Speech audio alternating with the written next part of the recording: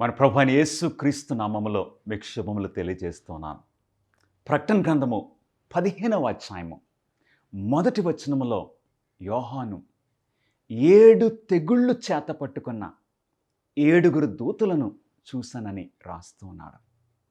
ఇవే కడవరి తెగుళ్ళని యోహాను రాస్తూ ఉన్నాడు. ఆ 7 తెగుళ్ళు ఏంటి? ప్రార్థన చేసుకొని వాక్యాన్ని చదువుకుందాం.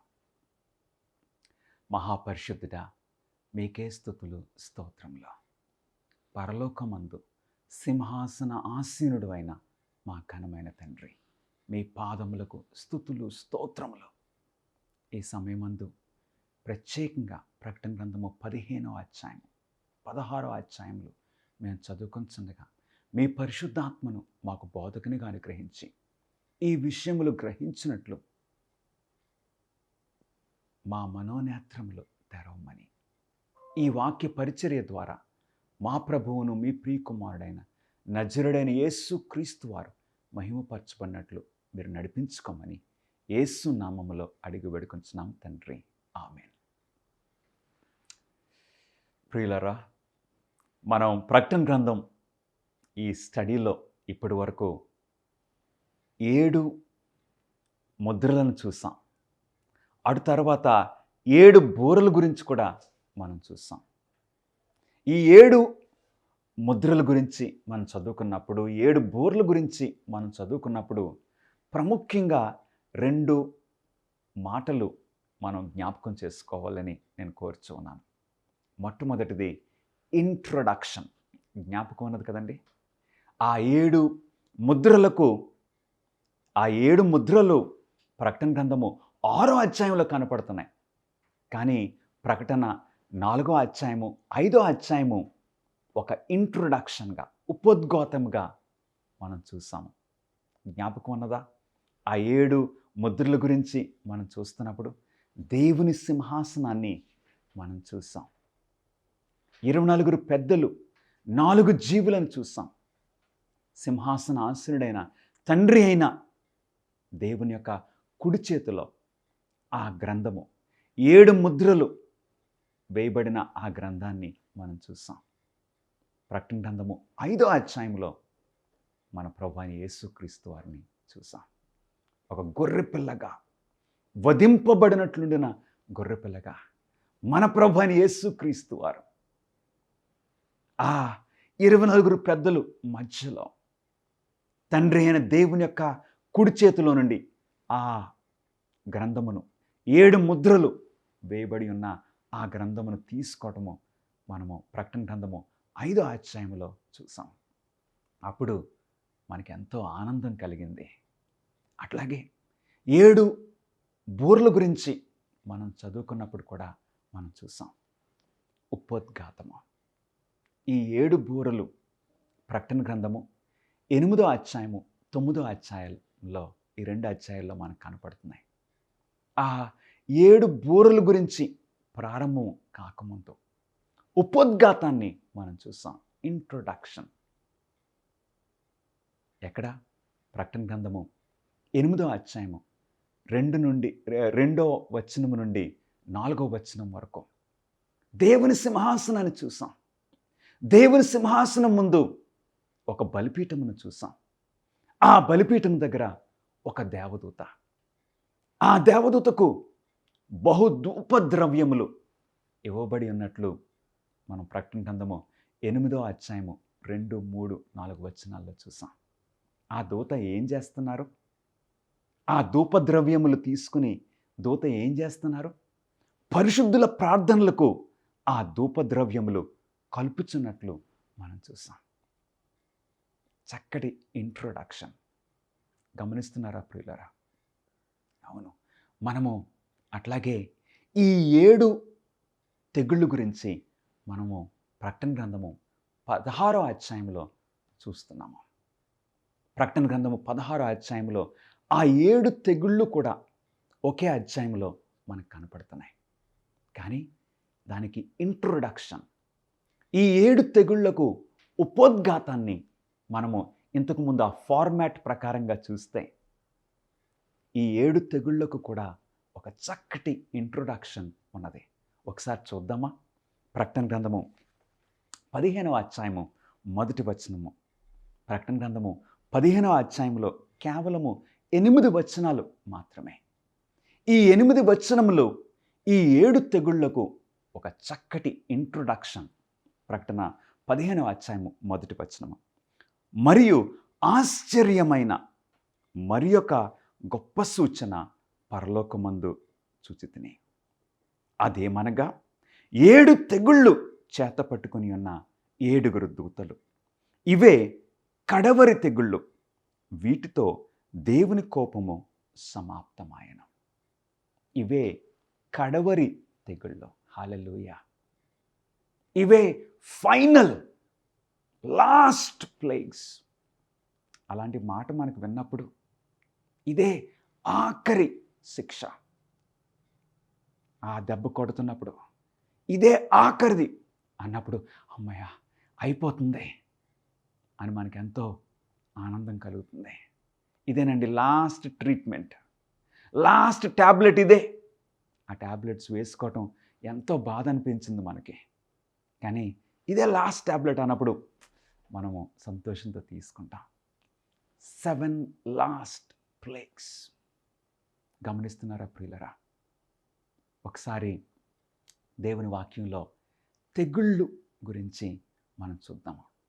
ఈ తెగుళ్ళనే మాట, 7 తెగుళ్ళనే ఈ మాట ప్రకటన గ్రంథంలో ప్లెగే అనే గ్రీక్ మాట నుండి ట్రాన్స్లేట్ చేయబడింది. ప్లెగే. అందుకే ఇంగ్లీష్ కూడా గ్రీక్ నుండి వస్తుంది. అందుకే ప్లేగ్ ఇంగ్లీష్లో వాడుతున్నాం. ఈ ప్లెగే అనే మాట ప్రకటన గ్రంథంలో 4 సార్లు మనకు కనపడుతుంది. ప్రకటన 15వ అధ్యాయము మొదటి వచనంలోను, 15వ అధ్యాయము 6వ వచనంలో రెండోసారి, తర్వాత ప్రకటన 16వ అధ్యాయము 9వ వచనంలో మూడోసారి, తర్వాత ఫైనల్గా ప్రకటన గ్రంథము 22వ అధ్యాయము 8వ వచనంలో ప్లెగే అనే మాట మనకు కనపడుతుంది. ప్లెగే అంటే ఏంటి? సఫరింగ్, బాధ, టార్మెంట్, శిక్షించటము, స్ట్రోక్ అంటే ఒక దెబ్బ కొట్టటము, ఆర్ వూండ్, గాయము. ఇన్ని అర్థాలు మనకు వస్తున్నాయి. మనము తెగుళ్ళు అనగానే బైబిల్ చదివే వారికి వెంటనే జ్ఞాపకం వస్తుంది 10 తెగుళ్ళు. ఐగుప్తు దేశం మీదకు వచ్చిన ఆ 10 తెగుళ్ళు మనకు వెంటనే జ్ఞాపకం రావాలి. We praise God. అవును ప్రియులరా, ఈ టైంలో ఒక పదబంధము మీ ముందు పెట్టాలని నేను ఆశపడుతున్నాను. ఆ పదబంధము ఏంటంటే, ఆ ఫ్రేజ్ ఏంటంటే ఇంటర్ప్రిటివ్ కంట్రోల్. ఇంటర్ప్రిటివ్ కంట్రోల్. మనకు కంట్రోల్ అనే మాట బాగా తెలుసు. అవును, చాలా కంపెనీస్లో క్వాలిటీ కంట్రోల్. అవును, మన ఎడ్యుకేషనల్ ఇన్స్టిట్యూషన్స్లో కూడా, స్కూల్స్లో కూడా ఒక క్వాలిటీ కంట్రోల్, లేదా కాలేజెస్లో ఆ టీచింగ్, ఆ సిలబస్, ఒక కంట్రోల్ మేనేజ్మెంట్ ఉండాలి. అట్లాగే ఈ బైబిల్కి కూడా ఇంటర్ప్రిటివ్ కంట్రోల్. అంటే ఈ బైబిల్ ఆ భావాలు, ప్రత్యేకంగా ప్రవచనాల్లో, ఈ ప్రవచనాలకి అర్థం చెప్పడంలో ఇంటర్ప్రిటివ్ కంట్రోల్ మనకి అవసరం. లేకపోతే ఏమవుతుంది? ఎవరికి ఇష్టం వచ్చినట్లు వారు ఇంటర్ప్రిట్ చేసేస్తారు. ఎవరికి ఇష్టం వచ్చినట్లు ఎవరికి అనుకూలంగా ఉంటే వారి అనుకూలతను బట్టి, వారి ఆలోచనలు బట్టి, వారి ఊహను బట్టి ఇష్టం వచ్చినట్లు ఇంటర్ప్రిటేషన్స్ వచ్చేస్తాయి. 2 పేతురు 1వ అధ్యాయము 20వ వచనంలో no prophecy is of private interpretation అంటాడు పేతురు గారు.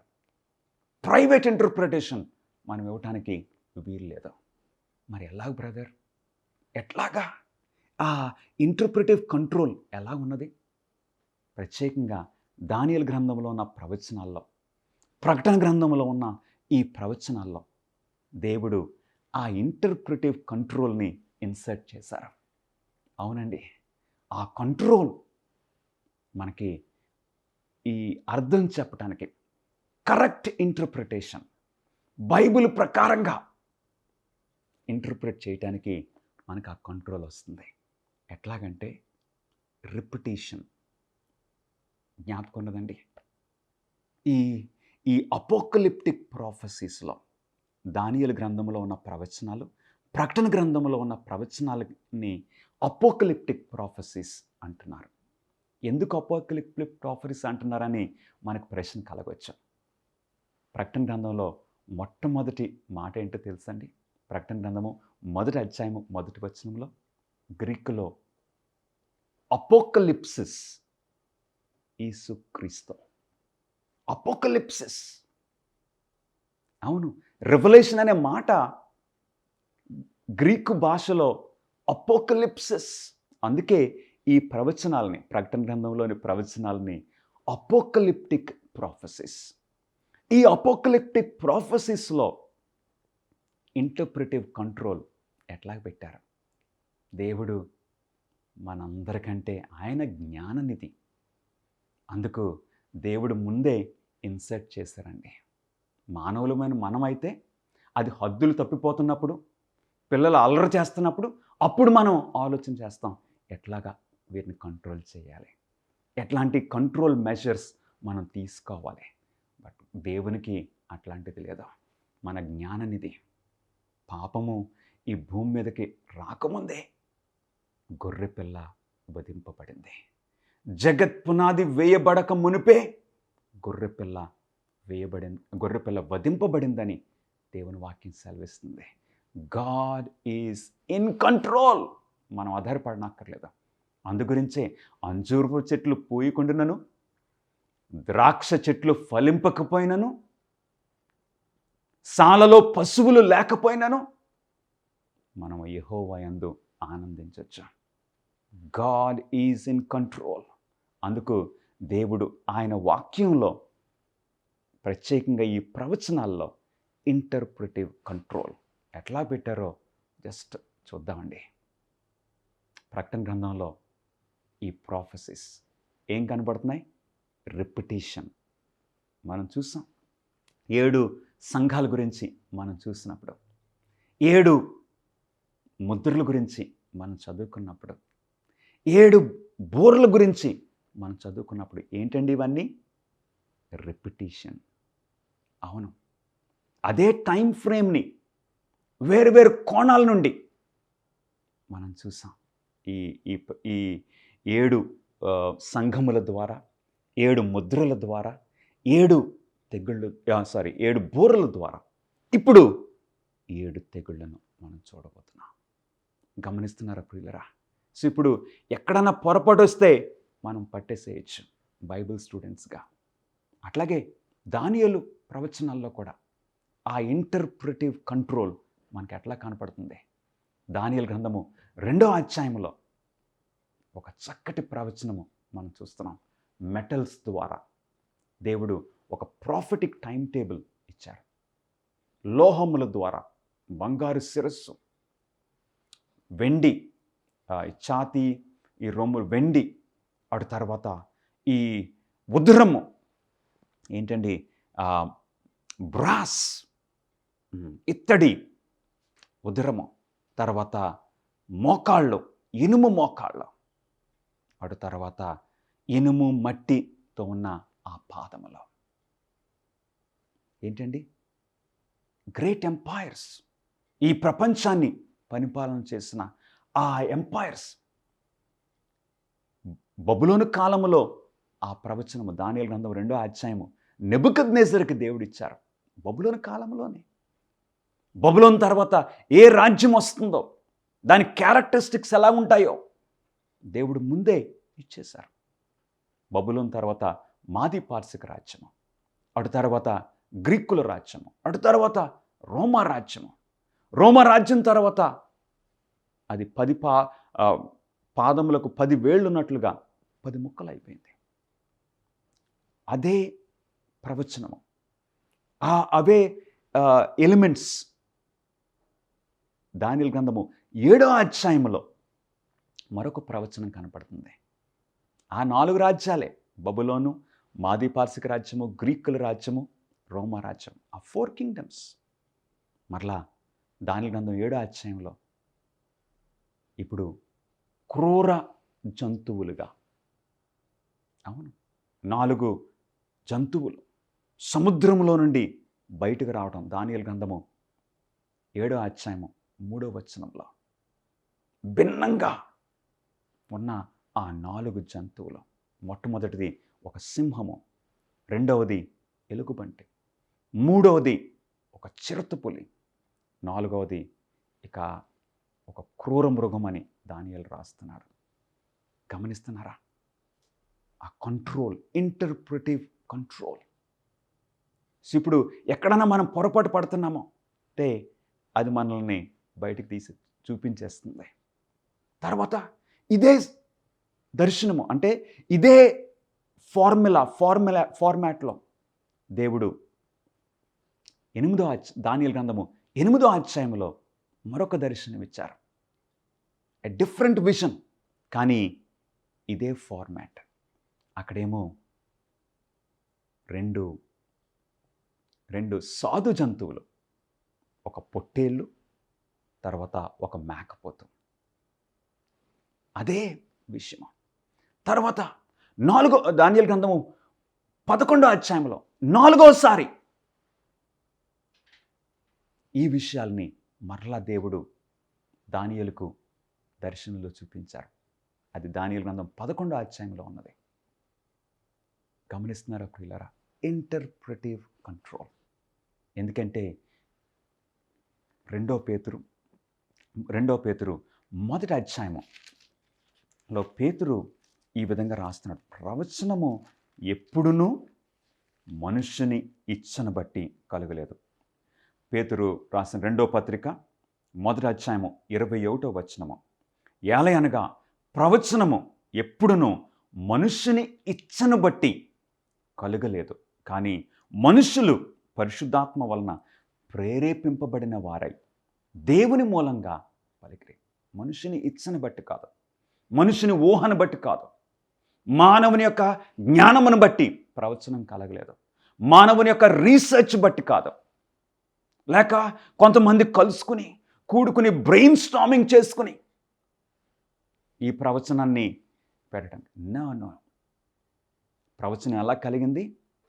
పరిశుద్ధాత్మ ప్రేరేపణ వలన, through the inspiration of God. మర్చిపోవద్దండి. అందు గురించి పరిశుద్ధాత్మ దేవుడే మనకి ప్రవచనానికి భావం చెప్పినట్లు మనల్ని నడిపించాలి. అందుకే వితౌట్ ప్రేయర్, పరిశుద్ధాత్మ మీద మనం ఆధారపడకుండా ఈ బైబిల్ చదివితే మన ఇంటర్ప్రిటేషన్స్ వెళ్ళిపోవచ్చు, అటు ఇటు వెళ్ళిపోవచ్చు. There is a interpretive control in prophecies. మరొక విషయం కూడా మీకు జ్ఞాపకం చేయాలని నేను ఆశపడుతున్నాను.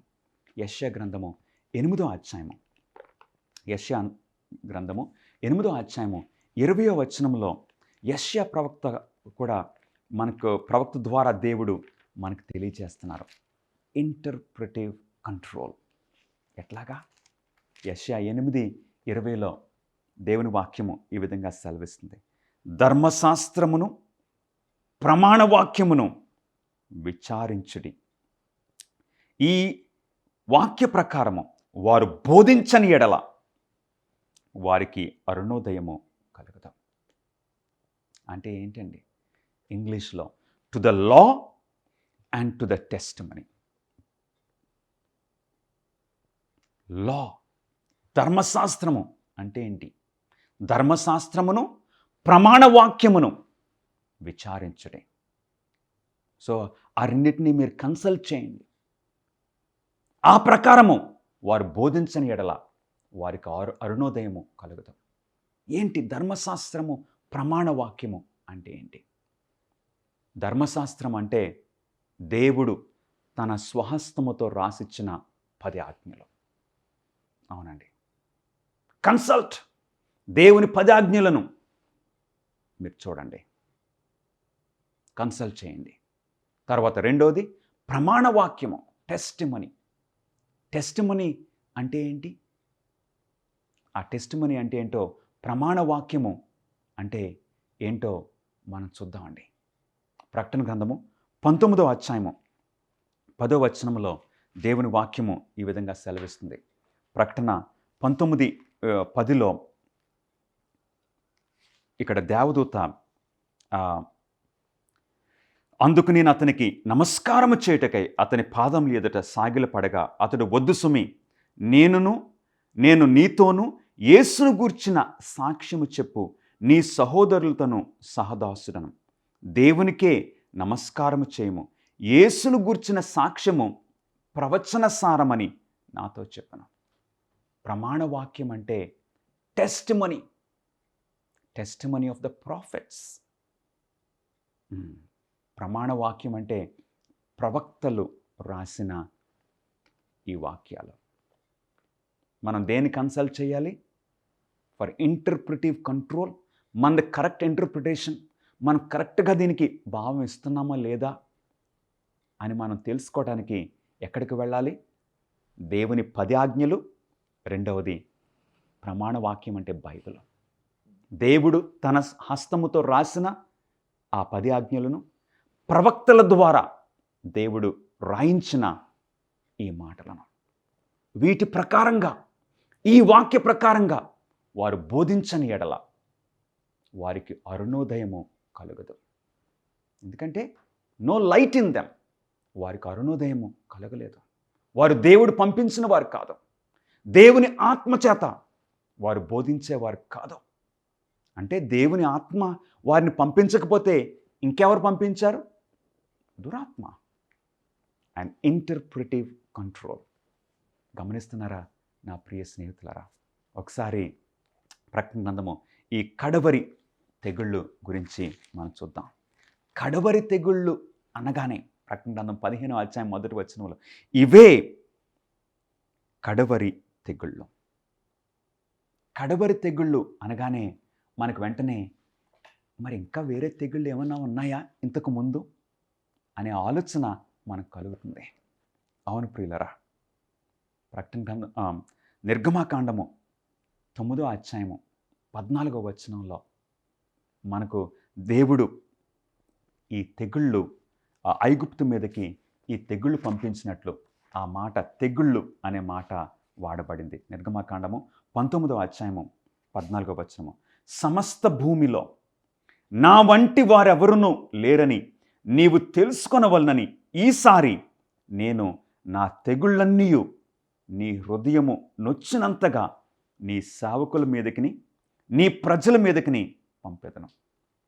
దేవుడు ఐగుప్తు దేశంలో 10 తెగుళ్ళు పంపించారు. ఎందు గురించి? ఇక I am the only true God, నిజమైన దేవుడు ఎవరు? ఇక ఈ అబద్ధమైన ఫాల్స్ గాడ్స్ ఎవరు? డిఫరెన్షియేట్ చేయటానికి. అవును,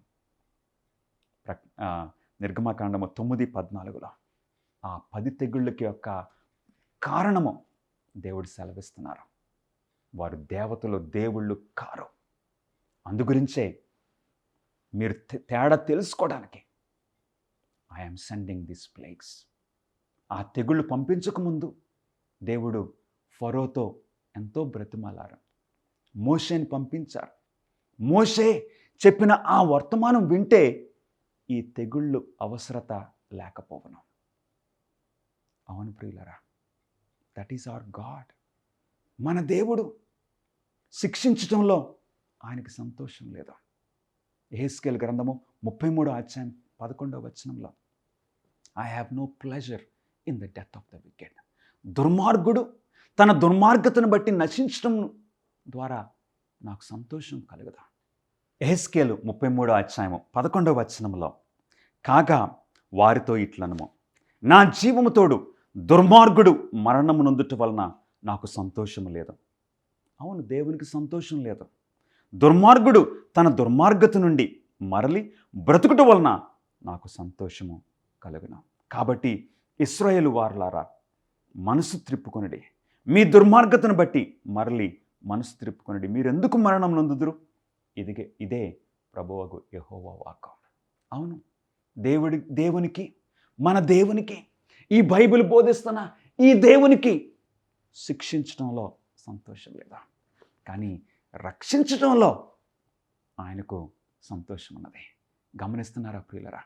దేవుడు ఐగుప్తు మీదకి అసలు ఆ 10 తెగుళ్ళు అవసరం లేదు. హెచ్చరిక వింటే తెగుళ్లకు అవసరత ఉండదు. మోషే ద్వారా, అహరోనుల ద్వారా దేవుడు ఫరోకి వర్తమానం పంపించారు. ఒకసారి కాదు, అనేక సార్లు. అటు తర్వాత ఆ తెగుళ్ళు వచ్చినవి. అట్లాగే ఈ రోజున ఈ 21వ శతాబ్దంలో జీవిస్తున్న మనకు ఈ తెగుళ్ళు ముందు దేవుడు ఏమన్నా వర్తమానం పంపిస్తున్నారా? మనం చూసాం. ఆ 3 దూతల ద్వారా ఆకాశ మధ్యమున ఎగురుచు గొప్ప స్వరముతో భూనివాసులకు ఆ 3 దూతలు వర్తమానాన్ని పంపిస్తున్నారు. ఆ 3 దూతల వర్తమానాన్ని గనక ఈ భూనివాసులమైన మనమందరం కూడా ఆ హెచ్చరికను తీసుకున్నట్లయితే, ఆ హెచ్చరిక లోబడినట్లయితే ఈ తెగుళ్ళు యొక్క అవసరత ఉండదు. కానీ అనేక మంది విధేయత చూపించట్లేదు కాబట్టి ఇక ఆ తెగుళ్ళు వస్తున్నాయి. గమనిస్తున్నారా ప్రియులరా? God is calling you and me. ఈ తెగుళ్ళు ఎప్పుడు కూడా అవిధేయత వలనే. అట్లాగే నిర్గమకాండము 11వ అధ్యాయము 1వ వచనంలో మరలా దేవుని యొక్క మాటల్లో మనం చూడొచ్చు. నిర్గమ 11:1, మరియు యెహోవా మోషేతో ఇట్లనెను, ఫరో మీదికిని ఐగుప్తు మీదికిని ఇంకొక తెగులు రప్పించదను. ఫరో పంపించట్లేదా? ఒక తెగులు తర్వాత ఇంకొకటి పంపించేస్తానంటున్నాడు. మరలా హృదయాన్ని కఠినం చేసేసుకుంటున్నాడు. గమనిస్తున్నారా? అందుకు దేవుడు అంటున్నారు, జస్ట్ 1 more ఫైనల్ ప్లేగ్. 11వ అధ్యాయము నిర్గమ 1వ వచనము. మరియు యెహోవా మోషేతో ఇట్లనెను, ఫరో మీదికిని ఐగుప్తు మీదికిని ఇంకొక తెగులు రప్పించదను. అటు తర్వాత అతడు ఇక్కడి నుండి మిమ్మల్ని పోనిచ్చును. అతడు మిమ్మల్ని పోనిచ్చినప్పుడు ఇక్కడి నుండి మిమ్మల్ని బొత్తిగా వెళ్ళగొట్టను. ఫైనల్ ప్లేగ్ ఏంటండి? ఆ జ్యేష్ఠుని యొక్క మరణము, ద ఫైనల్ ప్లేగ్. గమనిస్తున్నారా ప్రియ దేవుని బిడ్డలారా? దేవుడు ఎందుకు పంపిస్తున్నారు ఈ తెగుళ్ళు? మన అవిధేయతను బట్టి. అవిధేయతలో మనం నిలిచిపోతున్నాము. అందు గురించి ఏం కలుగుతుందండి? ఏలయనగా పాపం వలన వచ్చి జీతము మరణము. అవును, దేవుడు పంపిస్తున్నారు. కానీ తెగుళ్ళు ముందు ఈ ప్రేమగల దేవుడు హెచ్చరికలను పంపిస్తున్నారు. ఆయన హెచ్చరిక ఇవ్వకుండా ఎప్పుడు కూడా శిక్ష పంపించరు. ఎప్పుడు కూడా మనం గమనిస్తున్నామా? నోవహ కాలంలో 120 సంవత్సరాలు దేవుడు హెచ్చరిక ఇచ్చిన తర్వాత జలప్రళయము దేవుడు అనుమతించారు. ఫరోకి దేవుడు హెచ్చరిక ఇచ్చిన తర్వాత అప్పుడు ఆ శిక్షను దేవుడు అనుమతించారు. అట్లాగే మన టైంలో కూడా ఈ 3 దూతల వర్తమానం ద్వారా దేవుడు మనకి హెచ్చరిక, భూనివాసులందరికీ హెచ్చరిక ఇచ్చిన తర్వాత ఈ తెగుళ్ళు పంపిస్తున్నారు. Do you see the character of God? ఇట్టి దేవుని యొక్క ప్రేమ మనల్ని బంధిస్తుంది, బలవంతం చేస్తుంది. ఆ ప్రేమ శిక్షను బట్టి కాదు మనం దేవుని దగ్గరికి వచ్చేది, ప్రేమను బట్టి. నరకాగ్ని యొక్క భయముతో దేవుని దగ్గరికి రావడం కాదు, దేవుని యొక్క ప్రేమను బట్టి. He gave his life. సిలువపై ఆయన తన ప్రాణాన్ని నా కొరకు, నీ కొరకు అనుగ్రహించారు. The love of Christ constraineth us. మనల్ని ఆయన దగ్గరకు నడిపిస్తుంది. ప్రార్థన చేసుకుందాం. మహాపరిశుద్ధుడా, దేవాతి దేవ, మీకే స్తుతులు స్తోత్రములు. ప్రభా ఈ 7 కడవరి తెగుళ్ళని నీ వాక్యం సెలవిస్తుంది. దానిని బట్టి శిక్షించటంలో నీకు సంతోషం లేదని మేము గ్రహిస్తున్నాం ప్రభా. ఈరోజు మేమందరం కూడా ఆ హెచ్చరికకు లోబడినట్లు ప్రభా మీ పరిశుద్ధాత్మ యొక్క ప్రేరేపణను అధికంగా చేయమని, నీ కృపకు, నీ హెచ్చరికకు, నీ ప్రేమకు మేము లోబడినట్లు మా జీవితాలు నడిపించుకోమని మా ప్రభువును, మీ ప్రియ కుమారుడైన నజరుడైన యేసుక్రీస్తు నామములో అడిగి వేడుకొంచున్నాం తండ్రి. Amen. God bless you friends.